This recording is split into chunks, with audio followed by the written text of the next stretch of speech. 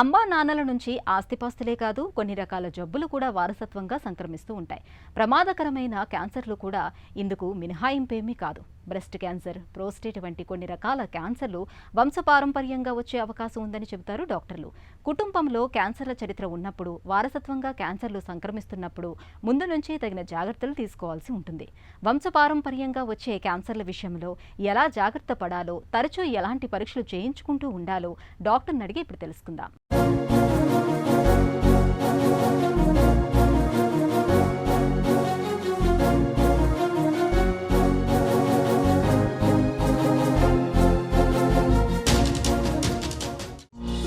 క్యాన్సర్లు వంశపారంపర్యంగా వస్తాయా? పేషెంట్స్ అటెండర్స్ ఎప్పుడైతే పేషెంట్ని తీసుకొని వస్తారో, వాళ్ళ ట్రీట్మెంట్ జరుగుతూ ఉంటుందో మా ఆధ్వర్యంలో, కొన్ని రోజులు అయిన తర్వాత వాళ్ళు చాలా కామన్గా అడిగే క్వశ్చన్ ఏంటి అంటే, సార్ ఈ క్యాన్సర్ వంశపారంపర్యంగా వస్తుందా? సార్ మా నాన్నగారికి కానీ మా అమ్మగారికి కానీ క్యాన్సర్ వచ్చింది, నాకు మా పిల్లలకి ఇదేమన్నా పాకే అవకాశాలు ఉన్నాయా? ఇలాంటి క్వశ్చన్స్ చాలా సాధారణంగా ప్రాక్టీస్లో మేము చూస్తూ ఉంటాం అన్నమాట. గుర్తుపెట్టుకోవాల్సిన విషయం ఏంటి అంటే, చాలా వరకు క్యాన్సర్స్ వంశపారంపర్యంగా రావు. చాలా కొద్ది క్యాన్సర్స్ వంశపారంపర్యంగా వస్తాయి. ఇది ప్రిడామినెంట్గా జను మార్పిడి రావటం వల్ల, ఒక వంశం నుంచి ఇంకో వంశం వరకు కొన్ని జను మార్పిడి, కొన్ని జీన్ అబ్నార్మాలిటీస్ ట్రాన్స్ఫర్ అవ్వటం వల్ల క్యాన్సర్ వచ్చే అవకాశాలు ఉన్నాయి. ప్రధానంగా దీంట్లో BRCA1, BRCA2 అన్న మ్యూటేషన్స్ ఒక జనరేషన్ నుంచి నెక్స్ట్ జనరేషన్కి రావటం వల్ల క్యాన్సర్ వస్తుంది. వీళ్ళల్లో కూడా మనం గుర్తుపెట్టుకోవాల్సిన అవసరం ఏంటి అంటే, ఈ BRCA1, BRCA2 మ్యూటేషన్స్ ఉన్నంత మాత్రాన క్యాన్సర్ వస్తుందని కాదు. 100లో ఒక 60 నుంచి 70 మందికి క్యాన్సర్ వస్తుంది, 30 నుంచి 40 మందికి ఈ మ్యూటేషన్స్ ఉన్న క్యాన్సర్ రాకుండా ఉన్న సందర్భాలు చూస్తూ ఉంటాం అనమాట. సో గుర్తుపెట్టుకోవాల్సిన విషయం ఏంటి అంటే, అన్ని క్యాన్సర్స్ వంశపారంపర్యంగా రావు. కొన్ని క్యాన్సర్స్ మాత్రమే వంశపారంపర్యంగా వస్తాయి. వీళ్ళలో కూడా ఆ జెనెటిక్ అబ్నార్మాలిటీస్ కనుక ముందే గుర్తిస్తే దాన్ని డిటెక్ట్ ఎర్లీగా చేయటం, రాకుండా కొన్ని ట్రీట్మెంట్స్, సర్జరీస్ చేయటం ఉండే అవకాశాలు ఇవాళ రోజున ఉన్నాయి.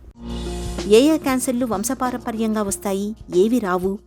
సో మనందరికి తెలిసినట్టే breast cancer, ovarian cancer, colon cancer అన్నవి సాధారణంగా వంశపారంపర్యంగా వచ్చే క్యాన్సర్స్. వీటిల్లో కూడా ఇప్పుడు బ్రెస్ట్ క్యాన్సర్ కనుక చూస్తే 10 నుంచి 15% బ్రెస్ట్ క్యాన్సర్సే వంశపారంపర్యంగా వచ్చే అవకాశాలు ఉన్నాయి. ఒవేరియన్ క్యాన్సర్ సంఖ్య ఇది చూస్తే 30 నుంచి 35% ఒవేరియన్ క్యాన్సర్స్ వంశపారంపర్యంగా రావచ్చు. కోలాన్ క్యాన్సర్స్ సంఖ్య ఇంకా తక్కువగా ఉంటుందన్నమాట. లెస్ దెన్ 10% కోలాన్ క్యాన్సర్స్ వంశపారంపర్యంగా వస్తాయి. ఇవి కాకుండా కొన్ని క్యాన్సర్స్, థైరాయిడ్ క్యాన్సర్, సార్కోమాస్ అని కొన్ని క్యాన్సర్స్ కూడా వంశపారంపర్యంగా వచ్చే అవకాశాలు ఉన్నాయన్నమాట. వంశపారంపర్యంగా రాని క్యాన్సర్స్, సో ఇది చూసుకుంటే ఈ సంఖ్య మొత్తం చూసుకుంటే 10% కంటే తక్కువ క్యాన్సర్స్ వంశపారంపర్యంగా వస్తాయి. 90% కంటే ఎక్కువ క్యాన్సర్స్ స్పొరాడిక్ అంటాం అనమాట. సో లంగ్ క్యాన్సర్ కానివ్వండి, హెడ్ అండ్ నెక్ క్యాన్సర్ కానివ్వండి, గర్భసంచి ముఖద్వారపు క్యాన్సర్ కానివ్వండి, ఇలాంటి క్యాన్సర్స్ ఎక్కువ సంఖ్యలో ఉంటాయి. ఇవి వంశపారంపర్యంగా రాని క్యాన్సర్స్ అనమాట. జెనెటిక్ క్యాన్సర్ల ముప్పు పిల్లలందరికీ ఒకే రకంగా ఉంటుందా? Genetic abnormalities or hereditary cancers ఏదైతే ఒక జనరేషన్ నుంచి నెక్స్ట్ జనరేషన్కి వస్తాయో, అందరికీ సమానంగా ఒకసారి మ్యూటేషన్ వస్తే అందరికీ క్యాన్సర్ వచ్చే అవకాశాలు ఉన్నాయి అన్నది ఒక అపోహ. గుర్తుపెట్టుకోవాల్సిన అవసరం ఏంటంటే, జెనెటిక్ మ్యూటేషన్స్ ఇందాక మాట్లాడినట్టు BRCA1-2 మ్యూటేషన్స్ కనుక ఒక జనరేషన్ నుంచి నెక్స్ట్ జనరేషన్కి వచ్చినా వాళ్ళలో క్యాన్సర్ వచ్చే సంఖ్య 60 to 70% మాత్రమే. 30 నుంచి 40% మందికి క్యాన్సర్స్ రాకపోవచ్చు.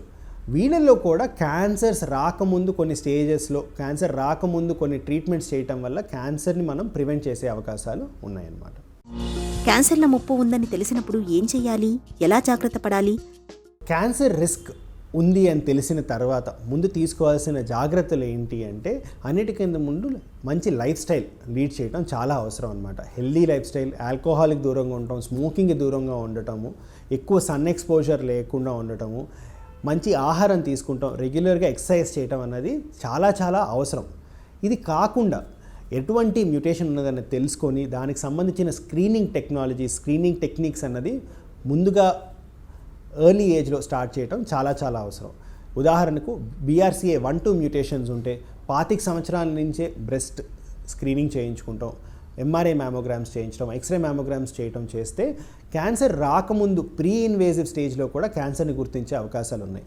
ఇలాగే కోలాన్ క్యాన్సర్కి సంబంధించి ఎర్లీ ఏజ్ నుంచే కొలనోస్కోపీ చేయటం, ఎప్పుడైతే ఫ్యామిలీలో ఈ క్యాన్సర్ డిటెక్ట్ అయిందో దానికంటే కనీసం 10 సంవత్సరాల ముందే మేల్కొని రెగ్యులర్గా స్క్రీనింగ్స్ చేయించుకోగలిగితే క్యాన్సర్స్ రాకముందే ఒక ప్రీ ఇన్వేసివ్ స్టేజ్లోనే మనం దీన్ని డిటెక్ట్ చేసి దీన్ని నియంత్రించే అవకాశాలు ఉన్నాయి. పిల్లలకు క్యాన్సర్లు సంక్రమించకుండా ఉండేందుకు జాగ్రత్తలు తీసుకోవచ్చా? పిల్లలకి క్యాన్సర్ రాకుండా తల్లిదండ్రులు తీసుకోవాల్సిన జాగ్రత్తల గురించి ఇప్పుడు చెప్తానండి. అన్నిటికంటే ముందు మదర్ కానీ ఫాదర్ కానీ క్యాన్సర్ వస్తే ఫస్ట్ వీళ్ళల్లో జెనెటిక్గా దేనివల్ల క్యాన్సర్ వచ్చిందో తెలుసుకుంటాం అవసరం. దీనికి ముందు జెనెటిక్ కౌన్సిలింగ్ అన్న ఒక ప్రాసెస్ని వాళ్ళు వెళ్ళి జెనెటిక్ కౌన్సిలర్ని కలిసి ప్రీ టెస్టింగ్ ఒక కౌన్సిలింగ్ చేయించుకొని దాని తర్వాత టెస్ట్ చేసి అసలు బాడీలో ఇది క్యాన్సర్ వంశపారంపర్యంగా వచ్చే క్యాన్సరా కాదా తెలుసుకొని దాని తర్వాత ఇది వంశపారంపర్యంగా వచ్చే క్యాన్సర్ అయితే బోత్ హస్బెండ్ వైఫ్ ఇద్దరికి జెనెటిక్ కౌన్సిలింగ్ చేస్తారు. దాని తర్వాత నెక్స్ట్ జనరేషన్ వాళ్ళకు కూడా ఈ జీన్స్ అన్నది ట్రాన్స్ఫర్ అయిందా లేదా అన్నది ఒక NGS అనే ఒక టెస్ట్ ద్వారా తెలుసుకోగలుగుతారు. ఇది కనుక నెక్స్ట్ జనరేషన్కి ఇన్ కేస్ వెళ్ళలేదు అంటే వీళ్ళకి రెగ్యులర్ హెల్త్ స్క్రీనింగ్ చేయించుకుంటా ఉంటే సరిపోతుంది. అది కాకుండా అన్ఫార్చునేట్గా నెక్స్ట్ జనరేషన్కి కనుక ఈ జీన్స్ కనుక ట్రాన్స్ఫర్ అయితే వాళ్ళు రెగ్యులర్గా స్క్రీనింగ్ చేయించుకుంటూ రెగ్యులర్ మంచి హెల్దీ లైఫ్ స్టైల్ లీడ్ చేస్తూ ప్రీ క్యాన్సర్ స్టేజ్లోనే డిటెక్ట్ చేయడానికి ఎర్లీ డిటెక్షన్ టెక్నిక్స్ లైక్ ఇంతకు ముందు చెప్పినట్టు మ్యామోగ్రామ్స్ కానీ కొలనోస్కోపీ కానీ చేయించుకుంటే క్యాన్సర్ని మనం నెక్స్ట్ జనరేషన్కి రాకుండా ప్రివెంట్ చేసే అవకాశాలు ఉన్నాయి. కుటుంబంలో క్యాన్సర్ల చరిత్ర ఉన్నప్పుడు, వారసత్వంగా క్యాన్సర్లు సంక్రమిస్తున్నప్పుడు తరచూ ముందస్తు పరీక్షలు చేయించుకుంటూ ఉండాలి. చక్కటి జీవనశైలి, మంచి ఆహారపు అలవాట్లు, నిత్యం వ్యాయామం చేయటం ద్వారా వంశపారంపర్యంగా వచ్చే క్యాన్సర్లను కొంతకాలం వరకు వాయిదా వేసే అవకాశం ఉంటుంది.